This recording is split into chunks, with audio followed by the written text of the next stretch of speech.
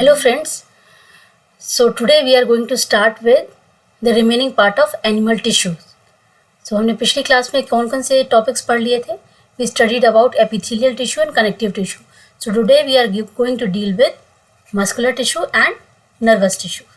Right? So starting without wasting time, we will start with muscular tissue. Muscular tissues are also known as muscle fibers. So it is of three types. First is skeletal, second is smooth, and third is cardiac. One by one, we will take up the structure. Skeletal muscles. Skeletal नाम से ही पता चल रहा है. It must be related to skeleton, right? So skeletals के बगल में जो muscles होती हैं, those are skeletal muscles. और smooth muscles कहाँ होती हैं? They are present in hollow organs. hollow organs जैसे स्टमक है, ट्रैकिया है, विंड पाइप है, या फिर एल्वियोली है, इंटेस्टाइन है, यूरिनरी ट्रैक है. इस तरह से these are what are present? Smooth muscles are present inside the hollow organs. And cardiac muscles. अब cardiac नाम तो I think जाना पहचाना सा लग रहा है. It is related to heart. So heart में जो भी muscles होती हैं those are cardiac muscles जो continuously contract और relax करती हैं. ये muscles ऐसी होती हैं जो continuously they work 24 hours. वो 1 मिनट भी आराम नहीं करती हैं. अगर वो ये मसल्स आराम कर लेंगी तो क्या होगा? You will get a heart attack और कार्डियक अरेस्ट, राइट? सो ये मसल्स बहुत मेहनती होती हैं. ये आपको 24 घंटे life long from birth till death ये वर्क करती हैं, राइट? स्केलेटल मसल्स सबसे फास्ट होती हैं और स्मूथ मसल्स क्या करती हैं? स्लोली कॉन्ट्रैक्शन एंड रिलैक्सेशन का काम करती हैं, राइट? एंड दीज इनका शेप भी कुछ अलग सा दिख रहा होगा. These are spindle shaped. I will show with different colour. This is already red. So यहाँ से देखो आप इसका शेप. स्पिंडल शेप क्या होता है? It is tapering at both the ends. Tapering मतलब ये दोनों साइड से पतला है और बीच में थोड़ा सा ब्रॉड है. तो ये एक मसल सेल है स्मूथ मसल्स का, ठीक है? ये स्केलेटल मसल है. इसमें ये एक अगर सेल है तो इसमें आपको क्या दिखाई दे रहे हैं? बहुत सारे दीज आर न्यूक्लियाई. इसमें एक सेल में देयर आर मेनी न्यूक्लियाई. यहाँ पे एक ही न्यूक्लियाई है, यहाँ पे भी एक ही न्यूक्लियाई है, राइट? अब और क्या आपको डिफरेंस इसमें दिखाई दे रहा है? ये सिलिंड्रिकल शेप्ड में. This is cylindrical, right? ये कैसा शेप है? This is spindle shaped. इसका क्या है? Cylindrical but branched. तो अगर आपसे क्वेश्चन पूछा जाता है कि कौन सी मसल फाइबर्स या किस टाइप की मसल फाइबर्स ब्रांच्ड होती हैं, तो आप क्या आंसर लगाओगे? Cardiac muscles. अगर पूछा जाता है which of the muscle fibre is spindle shaped, तो आप लगाओगे smooth muscles, right? And which of the skeletal muscles is multi nucleated, तो कौन से होंगे? Skeletal muscles. ये तो हमने बेसिक स्ट्रक्चर दी, इसको हम और डिटेल में पढ़ेंगे. यहाँ पे हमने क्या लिखा है? स्केलेटल मसल्स के बारे में हम क्या पढ़ चुके हैं? It is striated. यहाँ पे आपको दिखाई दे रहा है स्ट्राइएशंस. डार्क और लाइट बैंड्स होते हैं, राइट? इस तरह से ये बैंडेड होता है. Then the fibres contain alternating light and dark bands पढ़ चुके हैं हम. तो स्ट्रेटेड मसल फाइबर्स भी कह सकते हैं इसे, like horizontal strips. It is multi nucleated, right? Multi nucleated हमने ऑलरेडी देख लिया. एक सेल में जनरली क्या होता है, ये एक सेल है, इसमें एक न्यूक्लियाई है, बट अगर स्केलेटल मसल की बात करें इसमें there are many nuclei. The last point, important point is it is voluntary. अब वॉलंटरी का मतलब क्या होता है?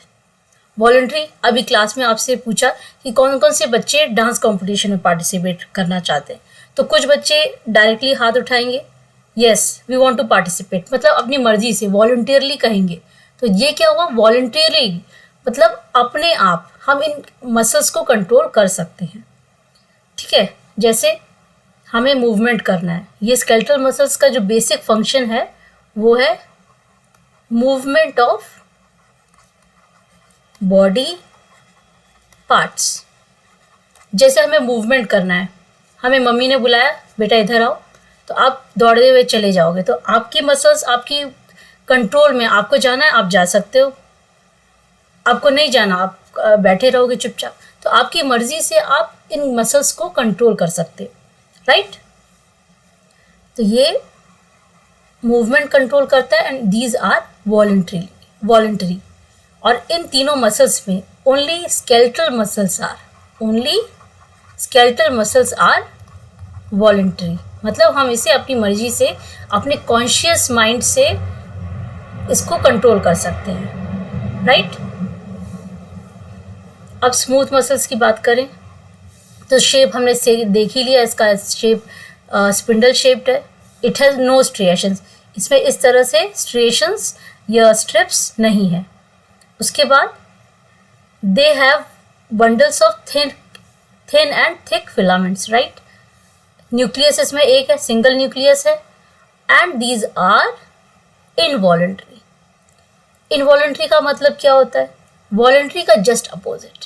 जैसे वॉलंटरी मसल्स को हम क्या कहते हैं कि they can be controlled by conscious mind, मतलब हम होशो हवास में हम जानते हैं कि हम क्या कर रहे हैं, हम चल रहे हैं, फिर रहे हैं, हम अपनी मर्जी से ये चीज़ें कंट्रोल कर सकते हैं, हमें चलना है हम चल सकते हैं, हमें कोई चीज़ उठानी है हम अपनी मर्जी से उठाते हैं।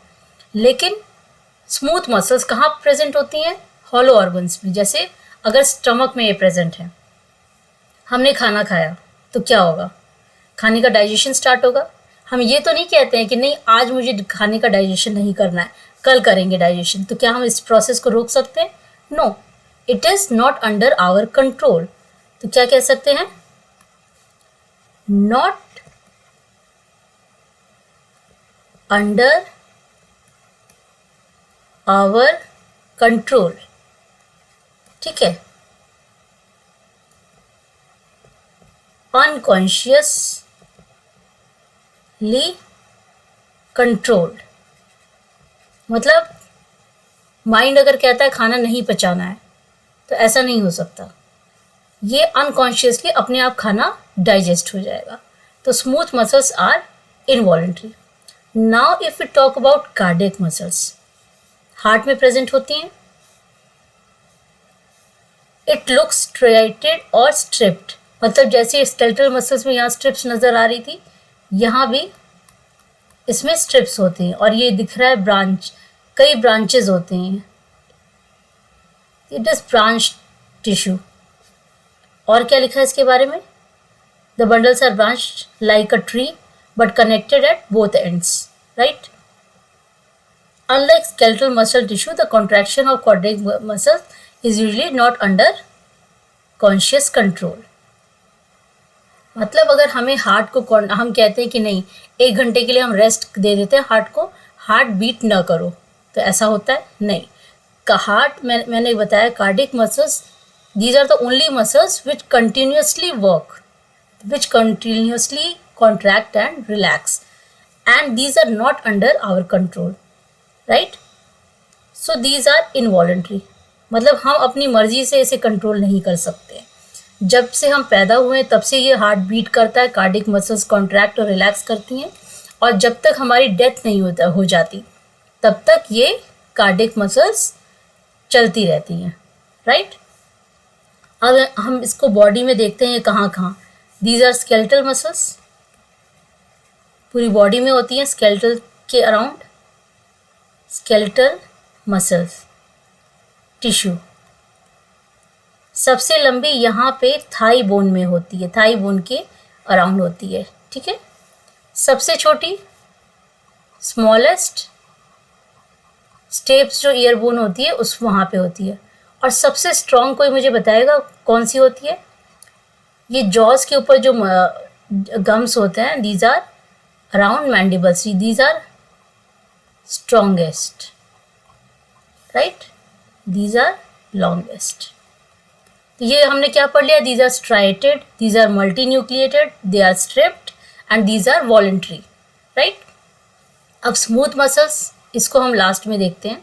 ये कार्डियक मसल्स हैं, ये ब्रांच्ड हैं, यूनिन्यूक्लिएट हैं, दीज आर स्ट्रिप्ड, ऐसे स्ट्रिप्स यहाँ दिखाई नहीं दे रहे हैं but these are stripped and these are present in heart, they continuously work throughout the life.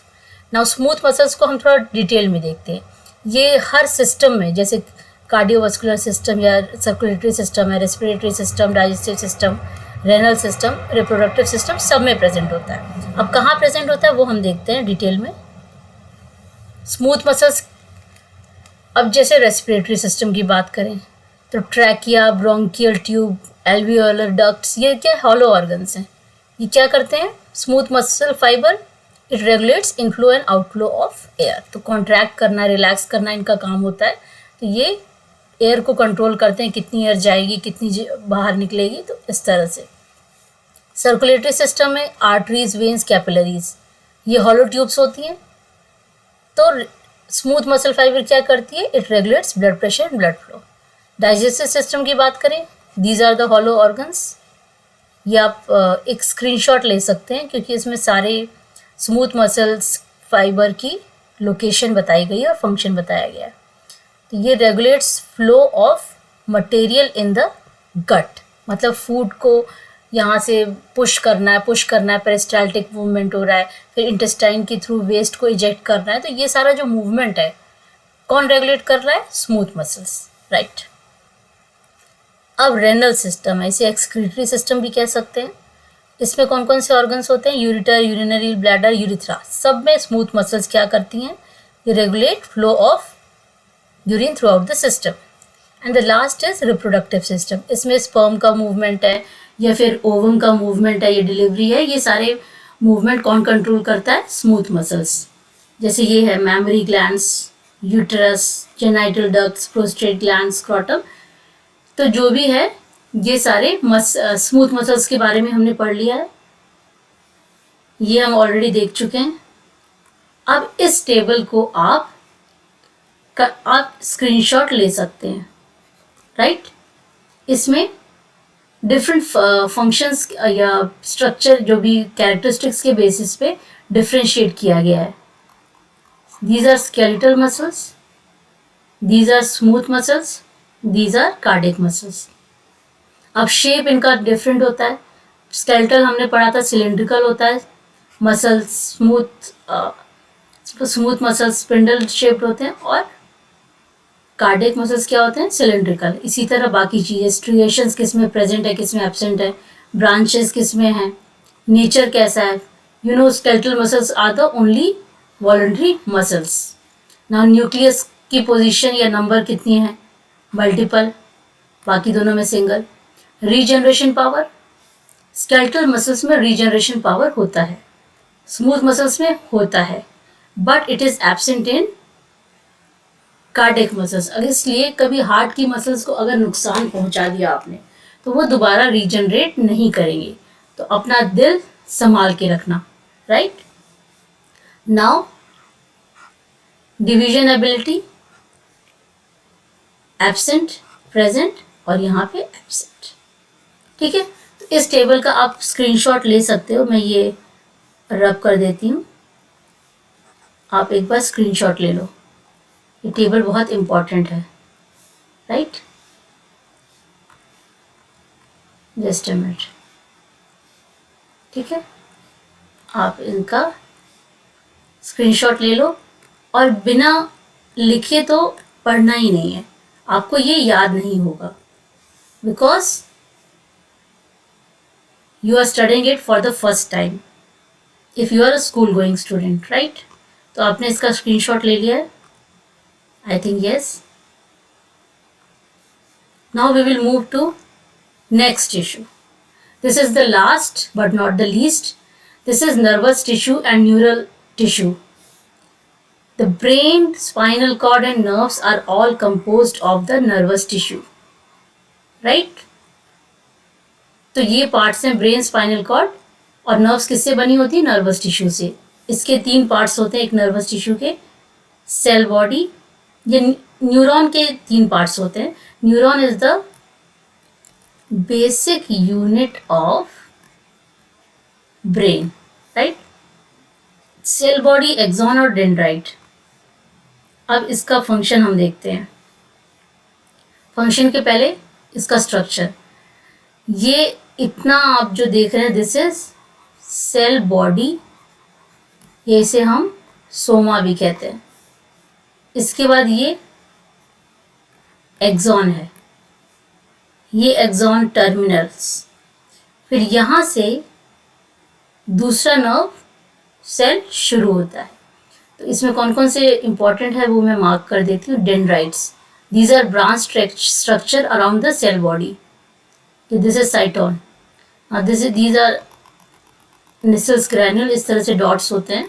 These are protein bodies. इसको हम निसल्स ग्रैन्यूल कहते हैं. This is nucleus.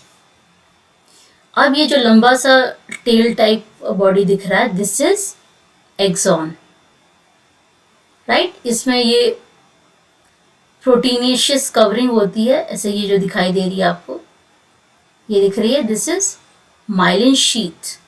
शीथ मतलब कवरिंग, कुछ शीट जैसे होगा, कवर करेगा एक्सॉन को. और ये जो सेल्स हैं ये क्या हैं? Schwann cells, right. Myelin sheath हमने यहाँ पे देख लिया, ये भी इम्पॉर्टेंट है. और ये बीच बीच में जो कट्स हैं, यहाँ जो ब्रेक लग रहा है, यहाँ पे कॉन्स्ट्रक्शन टाइप में हो गया. यहाँ पे इसे क्या कहते हैं? Node of रेनवायर. जैसे प्लांट्स में नोड्स होते हैं, उसी तरह ये न्यूरॉन्स में नोड्स होते हैं. नाउ दीज आर, यहाँ पे नर्व की एंडिंग हो रही है into the synaptic knob, right. ये भी इम्पॉर्टेंट है, ये भी ऑलमोस्ट सभी इम्पॉर्टेंट है. लेकिन आपको बुक में थोड़ा बहुत ही बेसिक स्ट्रक्चर मिलेगा. ये मैंने आपको एक्सप्लेन करने के लिए दिखाया है कि आपको पता चले कि एक नर्व दूसरे नर्व से कैसे जुड़ता है.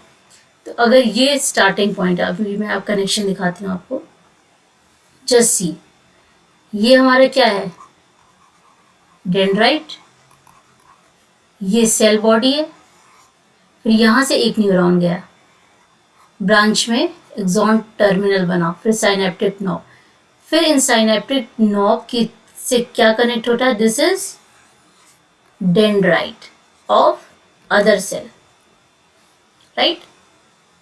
इधर क्या है? साइनेप्टिक नॉब किससे कनेक्ट हो रहा है? यहाँ पे मैं लिख देती हूँ, synaptic knob connected to dendrite of other neuron, right. तो ये कनेक्शन हो गया. फिर यहाँ से नेक्स्ट न्यूरॉन जाएगा. यहाँ पे क्या होगा? दूसरे सेल का साइनेप्टिक नॉब. और ये डेंड्राइट है. ये दूसरे सेल का यहाँ से, फिर ये डेंड्राइट. इस तरह से ये नर्व कनेक्शन होता है. कभी कभी नर्व सेल 1 मीटर लॉन्ग भी होता है. तो अब हम क्वेश्चंस करें. इससे पहले एक इम्पॉर्टेंट पॉइंट देखते हैं. नर्व्स का काम हमने नहीं देखा. काम क्या होता है? To conduct nerve impulses. और 2 टाइप्स के न्यूरॉन्स होते हैं, 3 टाइप्स के. Motor, sensory and relay. These are the 3 types of neurons. ये हायर क्लासेस में आप पढ़ोगे. तो इसी के बाद हम इम्पॉर्टेंट चीज़ एक और पढ़ लेते हैं. The functional combination of nerve and muscle tissue is fundamental to most animals, right? This combination enables animals to move rapidly in response to stimuli. मतलब इन दोनों मसल्स का कॉम्बिनेशन हमें मूवमेंट में हेल्प करता है. कौन कौन से नर्व्स, कौन कौन से tissues? Nerve tissue and muscle tissue. Now it's the time for questions, right. ये क्वेश्चंस हम अभी सॉल्व कर देंगे. Tissue that forms inner lining of our mouth. ये हमने पिछली क्लास का क्वेश्चन डाल दिया है इसमें। तो इसका आंसर है स्क्वैमस एपिथीलियम। ठीक है, अब ये सिंपल है कि स्ट्रेटिफाइड है, ये आप मुझे कमेंट बॉक्स में लिख के बताओगे। नेक्स्ट है tissue that connects, this is homework, whether it is simple और स्ट्रेटिफाइड, ये आप मुझे कमेंट बॉक्स में लिख के बताना। Now tissues that contains muscles to bone, हमने क्या पढ़ा था, बोन टू बोन होता है लिगामेंट और बोन टू मसल होता है टेंडन, राइट।